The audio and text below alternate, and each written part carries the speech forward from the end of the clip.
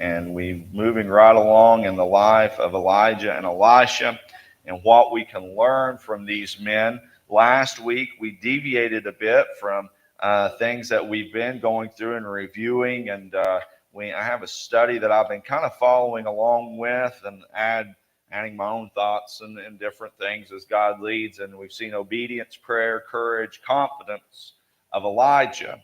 And then last week, we stepped aside from looking at these wonderful character traits and these awesome things that all Christians should hope to have and strive to have and be better at, like Elijah was. And we looked at depression, and we talked about the depression of the saints and how it's a very real thing, and how just because you find yourself under a juniper tree asking God to just end it, and whatever that may be, Elijah was asking God to end his own life. He was saying, God, just take me home. Maybe you find yourself under a juniper tree saying, God, this ministry is enough. I can't do another Sunday school class. God, it's enough. I can't cook another meal. God, it's enough. I'm just down. I'm no better than my fathers. That's what Elijah said. Hey, we all find ourselves there. And we got to be honest about it. We got to, who do you think Pastor David calls when I'm down? I don't call the members of the church to unload on you. I talk to my wife. I call my father. I call trusted friends. I call Pastor John Pinson, who I said he's the last pastor I sat under. So he's going to be my pastor until I retire and have another one. So, that's who I call. Who do you call? Who do you lean on? Who do you talk about those things to? It's okay to not be okay sometimes. And we saw how God responded to Elijah's depression, and God will respond the same way to yours. And don't feel like you're a back row, backslidden person because you find yourself down sometimes. Don't ever let anybody tell you that. Don't let them sell you on that idea that you're going to be happy, happy, happy all the time. But you can have joy in spite of the depression, in spite of the sadness through God. But we're moving on this week. We're going to look at something very interesting, and it's a topic that I find very interesting. It's a topic that sometimes I find quite comical when people tell me that they have, quote, the gift of spiritual discernment.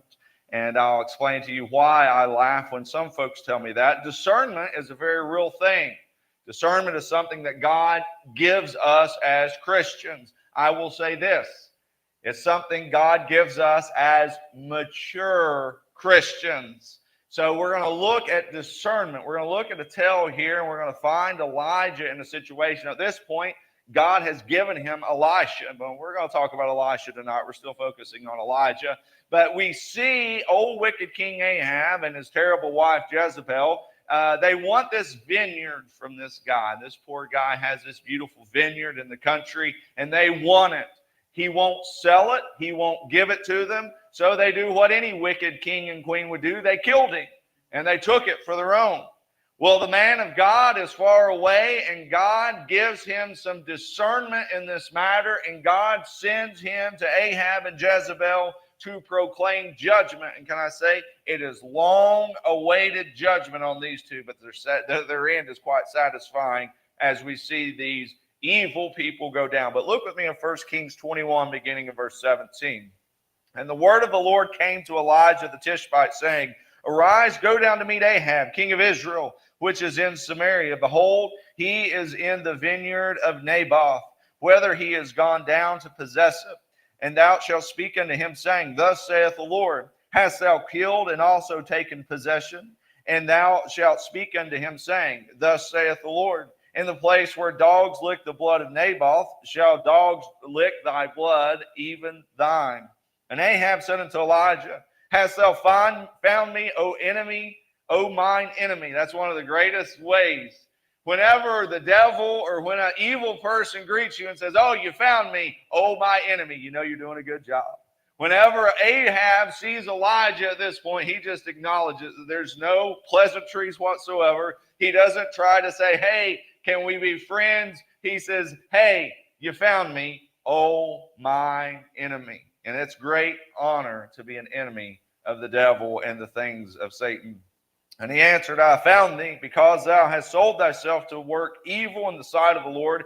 Behold, I will bring evil upon thee, and will take away thy posterity, and will cut off from Ahab him that pisseth against the wall, and him that shut up and left in Israel, and will make thine house like the house of Jeroboam the son of Nebat, and the son of Bashan the son of Ahijah, and the provocation wherewith thou hast provoked me to anger, and made Israel to sin. And of Jezebel also spake the Lord, saying, the dog shall eat Jezebel by the wall of Jezreel, and him that dieth of Ahab in the city of dogs shall eat, and him that dieth in the field of the fowls of the air shall eat. So here Ahab and Jezebel have done this great sin. They steal poor Naboth's vineyard and they kill him. And then God gives Elijah some spiritual discernment. He gives him something that may not be present and may not be out in the open to the average person. That's what we see here. And he comes and proclaims this judgment. And it's quite harsh judgment. He tells Elijah tells Ahab that him and Jezebel are both going to die and the dogs are going to come and eat their corpses. That's what God has promised to fall on these two evil people. Men and women of God often have insight that others do not, because they have what we call spiritual discernment. The dictionary defines discernment as the quality of being able to grasp and comprehend what is obscure. So this gift of spiritual discernment, it may be hidden from men and women, but it is obvious to God. And if you are close to God, and if you are on the right page with God, then God too can give you this gift of discernment. Now, I don't think that God speaks audibly, as I believe he did to Elijah. You may not see, fire and earthquakes and all these things, but you still have that still small voice, that discernment that God gives you, that spiritual discernment. The Bible tells us in Hebrews 5, verse 13 through 14, for everyone that useth milk is unskillful in the word of righteousness, for he is a babe. But strong meat belongeth to them that are of full age, even those who by reason of use have their senses exercised to discern both good and evil. That's why I said sometimes I laugh when people tell me, boy, I've got spiritual discernment. They're a babe in Christ. They never cracked their Bible open. They've been saved 2 weeks. They don't know up from down, left from right. And they'll say, God's given me the gift of discernment. No, he hasn't. No, he hasn't, because the Bible tells us right here, but strong meat belongeth to them that are of full age. It's something that comes with exercising your spiritual muscles. It's just like me in the gym. I've been going to the gym again. I go in the morning when all the old guys are there and they clog up the track 5 wide and they walk like this, and I'm trying to get going, That's when I like to go. And when you're in the gym and you start to see what they call gains, I haven't seen any yet, but I'm working on it. But you start to get gains. You start to see, hey, there's more definition in my arm. Hey, there's more definition in my chest. Hey, my stomach, there's no six-pack there, but it's not as big and fat as it used to be. You start to get in shape. Can I say that discernment is reserved for the Christian that's getting in shape? I'm not going to go and deadlift 1,000 pounds anytime soon. I'm not going to go set any world records. I'm not going to pick up a school bus and move it or pull it with my teeth as some of these strong men do, because I'm not there. I'll never be there. But you know what? To not have a heart attack at 50, that's the goal. That's the dream. But you know what? That is gains, and those things you see come from being stronger and a more mature Christian. So we see in Hebrews 13, it says, for everyone that useth milk is unskillful in the word of righteousness, for he is a babe. So if you're a babe in Christ, don't expect the discernment to be there yet. This should encourage all Christians that are a babe in Christ to want to grow, to get to where they have that discernment to tell between good and evil. Elijah had learned to do just that. He didn't have as much of the written Bible as we do today. So as we saw in week 1, God directly revealed the word of the Lord to Elijah and other Old Testament prophets. Now today, your discernment comes through your workout in the daily word. Whenever you're in the Bible and you're learning and you're growing, there's some young Christians that we've been discipling, and I'm so excited when they ask me questions. And there's one in particular, a question that came to me just this last week. And the questions have become, how do I tell somebody about God? People are noticing I'm different. Now, how do I tell? That's a good question. That shows you're coming up off the milk. You're on baby food now, but one day you're going to be on steak. And one day that discernment of what is right and wrong and good and evil will be there just like that as you sharpen those spiritual senses. God alone is our source of light in the world. To gain proper insight and discernment, we draw near to the God who sees and knows all. We don't know everything. We serve a God that does. And he can give us insight through his wisdom and his knowledge and what he knows. God is omniscient. We are not. We are not all-knowing. But if you see James 1 and verse 5, it says this, and if any of you lack wisdom, let him ask of God that giveth to all men liberally and upbraideth not, and it shall be given him. So we don't have all this huge amount of omniscience, all-knowingness that God does, but we can gain discernment if we ask. God will show us. Now, I've had to do this before in my life. I've had to do it several times. Anybody that's been a Christian a long time has. And when you become a pastor, you realize you got to get a little quicker because people present things to pastors all the time. You know, people will call up. You don't know the amount of people that have called up. And are you the pastor of Faith Gospel? Yes, I'm the pastor of Faith Gospel Church. Well, do I have an opportunity for your church? You guys never hear about it. Why? Because I'm the gatekeeper. And I say, you know what? Go sell crazy somewhere else. We're all stocked up here. You have to be able to discern. And God will give you that if you seek after him. You see, so let's talk about the discernment. Let's look at the discernment of the present that God will give us. A lot has happened to Elijah from the time that we saw him under the juniper tree. Of course, we know that he now has Elisha. We know that he has been growing and God gave him jobs to do, and he's ordained, or he's set up 2 kings to take over and to be in charge, and God's made him some promises, and he's continued to serve God. And in his growing, God has given him more discernment. He has discernment of present things that are happening right now. 1 Kings 21 and verse 7 says this, and Jezebel his wife said unto him, dost thou now govern the kingdom of Israel? Arise and eat bread, and let thine heart be merry. I will give thee the vineyard of Naboth the Jezreelite. So we know that Elijah, if we read these previous chapters, he's nowhere near where this is happening. He's far away, far removed. Him and Elijah and Elisha are far removed from this conversation. This is something that's happening right now in the present time of his time. And Jezebel says, hey, you know what? You want the vineyard? We'll kill the guy who has the vineyard. You're the king. You can have what you want. And even though Elijah's not there to hear it, and it's a private conversation between a husband and a wife, God gives him the discernment to know he needs to go. You know, it's that Elijah has that discernment of present circumstances going on around him. That's a key thing that we should all want as Christians, to have the discernment to distinguish and know the present problems surrounding us, because there are many. God knows the man. I want you to understand this. God spoke to Elijah and told him exactly what had happened. In 1 Kings 21, verse 17, it says this, and the word of the Lord came to Elijah the Tishbite, saying, arise and go to meet Ahab, king of Israel, which is in Samaria. Behold, he is in the vineyard of Naboth.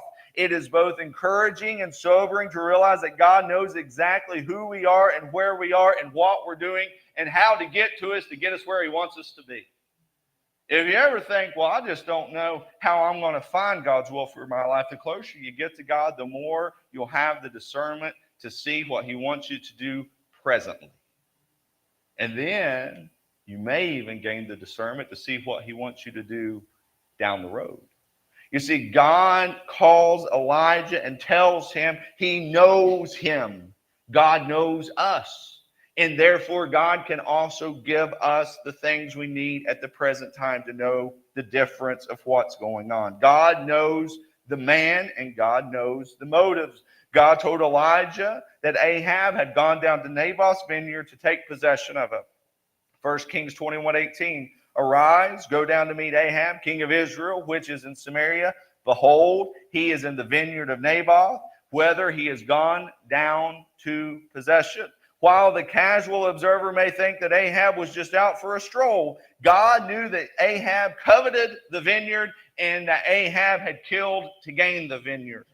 You see, God knows the man, God knows the motives. God knows us, and he knows all the evil around us. He knows what motivates us as Christians to serve him, whether we're doing it just so people will say, oh, what a great person they are, or if we're doing it out of a heart of service, and he knows what the evil people around us are doing and their motives as well. See, just any onlooker would have seen King Ahab and thought nothing of it, but God gave Elijah the discernment to know that something was wrong.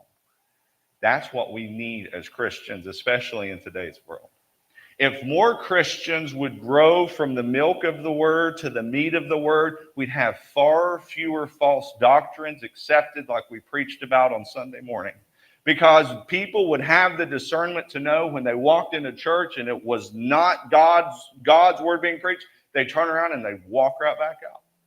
I thank God for Hunter Bryant. He's not here. I'll brag on him. He's been going down to Marshall University. He comes home on the weekends when he can. He can't always come home on the weekends. So he's been seeking out to go to a church while he's down at Huntington.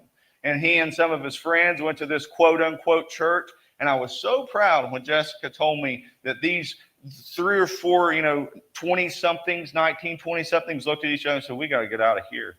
We need to go find us a hell, fire, and brimstone preacher. I said, thank God. That's discernment.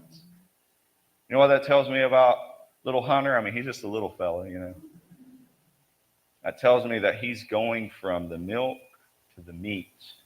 And those around him are doing the same thing. That also gives me hope in the next generation that there's 19 and 20-year-olds that said, we need some hellfire and brimstone preaching. But you see, that is God giving us the discernment of the present. But God also gives discernment of the past and things that have happened in the past and things that have already come through to fruition. Undoubtedly, Ahab believed that he would get away with murdering Naboth. He was the king of Israel after all. Who's going to try the king? He assumed that this position as king placed him above the law, but God's law is higher than any human authority. I want you to remember that. That's a little quote out of this book. Whenever you're sitting around and you're like bemoaning about whatever politicians are doing right now, or you're worried about Vladimir Putin or whoever thinks they're above the law at this point in time, or whoever will think they're above the law in the future. Remember, God's law is supreme. Judgment is mine, thus saith the Lord. I will repay. So don't think that God doesn't notice, because he knows exactly what is going on. God informed Elijah about everything that led Ahab to being in Naboth's vineyard. He gave Elijah discernment of the present, where Ahab was and why he was there, and also discernment of the past, revealing the what, the how, and the why of the situation that Naboth was in. Sometimes you find yourself in a situation as a Christian where the bad thing has already happened. But God can give you discernment about that past thing that can guide you into future actions. I tell you what, I've been in some churches before, man. And they asked me to come there to preach, and I'm like, I don't know what happened here, but this place is wrecked. You can tell. You can tell. Especially you might be able to fool, some novice preacher that's just excited to get in the pulpit. But when you start to get a little bit of discernment, you know who always tells on the church? The little toddler kids and the old ladies that don't care what they say. That's who tells on the church. Those middle-aged people, they keep their mouths shut. Those old men, they don't say nothing because they don't air their dirty laundry. Them little old toddlers would come up and say, man, I'm glad you're here. My mom said that we hate that preacher. And then there'll always be some lady, and she's 99 years old. She don't care. She ain't got many more days. She'll say, let me tell you something, son. And then she'll just let you know exactly what's going on. Sometimes the past, you get discernment about past things, and that will help you. You see, God knows what happened. The word omniscient comes from two Latin words, omni, meaning all, and serene, meaning knowing. You know that our English language, we look at these words, but when we say that he is all-knowing, that means he knows everything that's happened, everything that is happening, everything that will happen. And as Christians that are spiritually discerned, we can gain insight too. Jeremiah 23:24 says this, "Can any hide himself in secret places that I shall not see him, saith the Lord? Do I fill heaven and earth, saith the Lord." You cannot hide from God. The past does not hide from God. 1 Kings 21:19 says this, "And thou shalt speak unto him, saying, Thus saith the Lord of hosts, thou killed and hast also taken possession." So God gives him the discernment to see what happened in the past. Ahab didn't personally kill Naboth with his bare hands, but he was responsible for it because he was the one that put all of these things into action so that he would die. And God knows all the past things leading up to the present. God knows what happened, and God knows why it happened. And God not only knows the what, but the why. And here he finds Elijah, and he tells Ahab that the fundamental reason for the event was occurring. Ahab dedicated himself to what God considered evil. You see, God says, this happened, this is what happened, this is why it happened, because you spent your entire life doing what God does not want you to do. I believe the phrase that is used in our Bible in the Old King James is pisseth against the wall. You know what happens when you do that? You make a mess. I don't know how else to say it. You make a mess. Ahab and Jezebel had made a mess. They made a mess of Israel. They made a mess of themselves. They made a mess of the situation and killed an innocent man for a possession, for a vineyard that Ahab had thousands of across Israel. He didn't need it. He wanted it. But he had made a mess. What happened? Why did it happen? Whenever you serve the things of God, good things happen. When you serve the things of the world, bad things happen. And you do bad things. 1 Kings 21:2, "And he answered, I have found thee because thou hast sold thyself to work evil in the sight of the Lord." Discernment. God says this is what happened, and this is why. And then he sends Elijah to do something about it. See, he has discernment of the present and the past, but he also has this discernment of the future. Now, I want you to understand something. I don't want you to confuse discernment of the future with the gift of prophecy. Don't do that. Listen, I know some folks, and I'm not old yet, man. I'm still in my prime. But at 42, and have been doing this for a while now and growing up in church, I've had, I don't want to say the pleasure, I've had the opportunity to look at situations when people come to you and they're mad about something you said. And then I go and tell Candace they're mad about what I said because they're sinning the camp at that house. Fast forward 5 years, the sin is known. It's not that, Lord, I'm no prophet. But if it looks like a duck, it talks like a duck, it quacks like a duck, it's a duck. And the people that get this to where you have that discernment of the present and the past, and you'll start to hear things and you'll think, they're so mad about that sin that we taught on because somebody's messed up in that sin. And you pray that they get out of that sin, and it breaks your heart when your discernment of the future events come to fruition. You see, 1 Kings 21:19 says this, "And thou shalt speak unto him, saying, Thus saith the Lord, hast thou killed and also taken possession? And thou hast speak unto him, saying, Thus saith the Lord, in the place where dogs lick the blood of Naboth shall dogs lick the blood, even thine.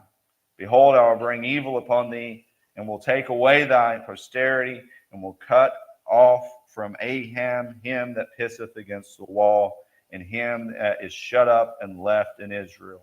And will make thine house like the house of Jeroboam the son of Nebat, whose name was erased out of Israel, who was punished, like the house of Bashan the son of Ahijah, for the provocation wherewith thou hast provoked me to anger and made Israel to sin. I want you to notice God had Elijah quote two different people that had had punishment rained down on them because past things usually show themselves in future things. The history repeats itself if you do not do something to change it. And Jezebel also spake the word of the Lord, saying, the dog shall eat Jezebel by the wall of Jezreel. Him that dieth of Ahab in the city of the dog shall eat, and him that dieth in the field shall the fowls of the air eat. Ahab, blinded by greed, believed that Jezebel's ploy would provide him with happiness and fulfillment. He apparently did not take God's justice into account. That's always where people find themselves in sin. We're hiding from God. I'm going to hide this from God. God's not going to know. God's not going to care. It's just a little vineyard. Nobody cares about Nabal. God cared about him. God cared about him a great deal. He sent the prophet and gave him discernment to go and exact judgment on Ahab and Jezebel for the evil that they had done against this man. You see, God knows proper justice. When we're talking about discernment of the future, God knows what justice will be devied out, and it is perfect justice. It is not for us to judge what is perfect justice. It is for God to judge what is perfect justice. And God says, these two dying and the dogs eating them, that's justice. You got to say, God is a merciful God because he let these two fools away with a lot more than I would have.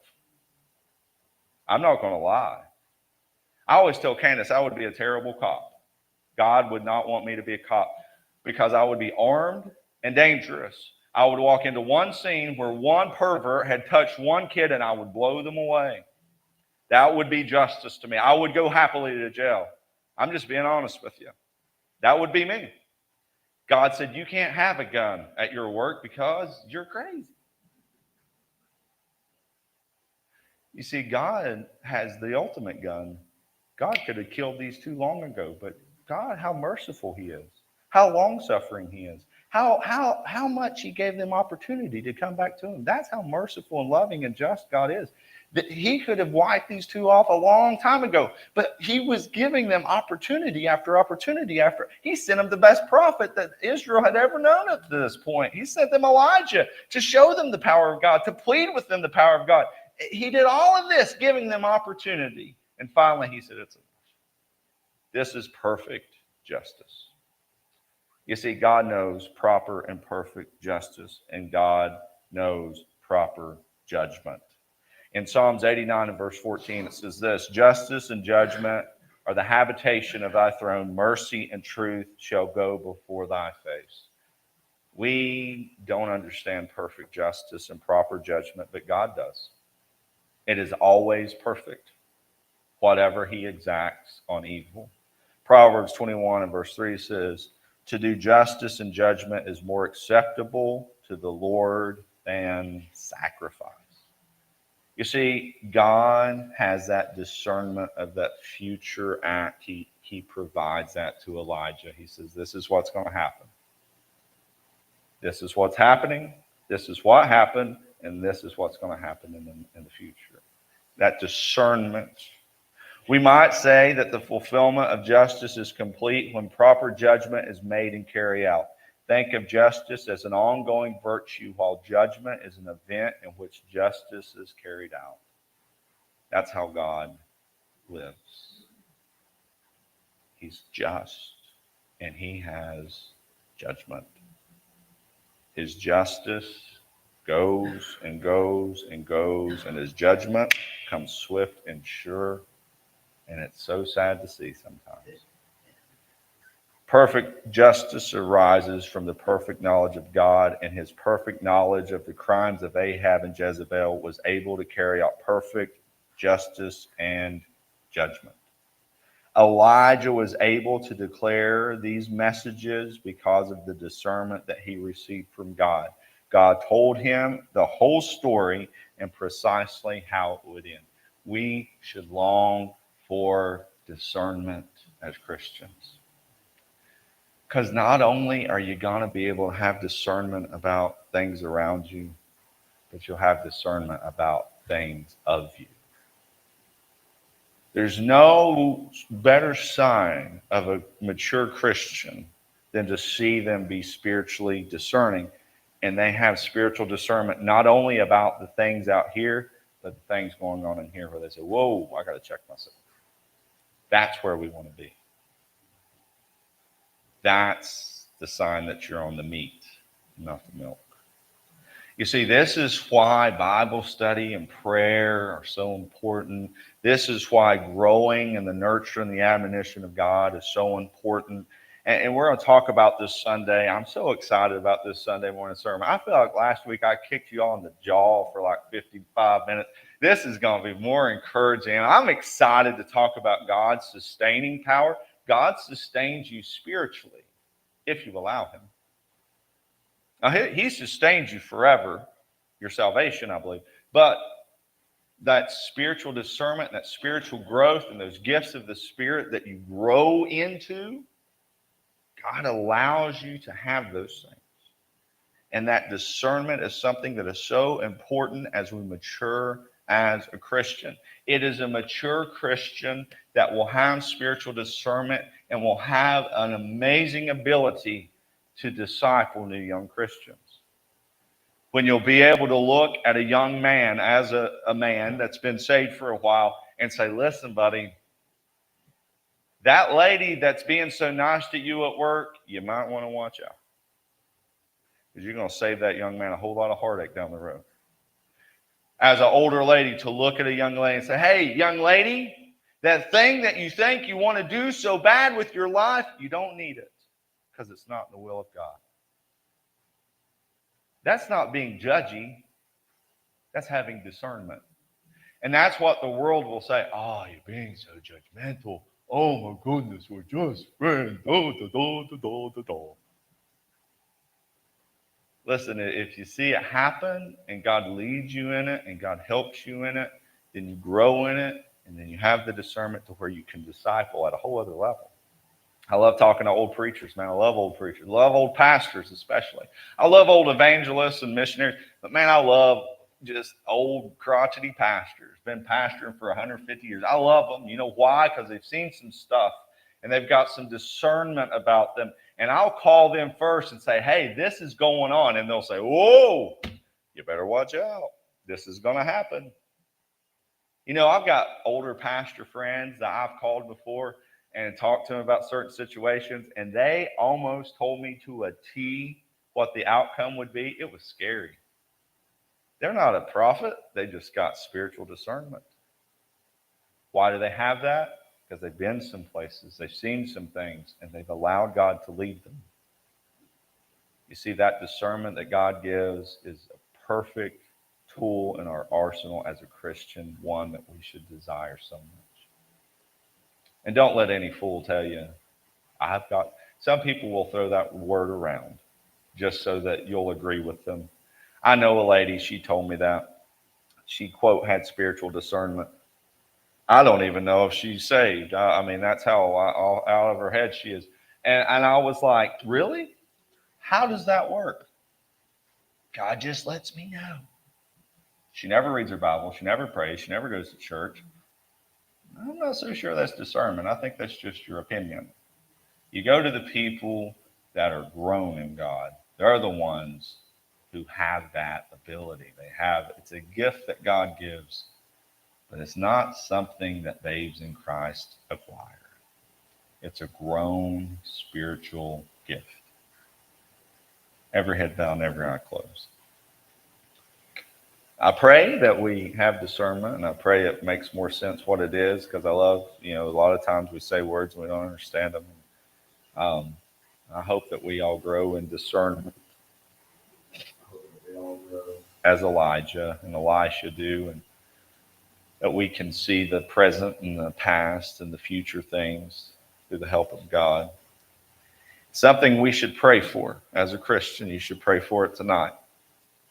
As you grow in God, as you get closer to Him, pray for it.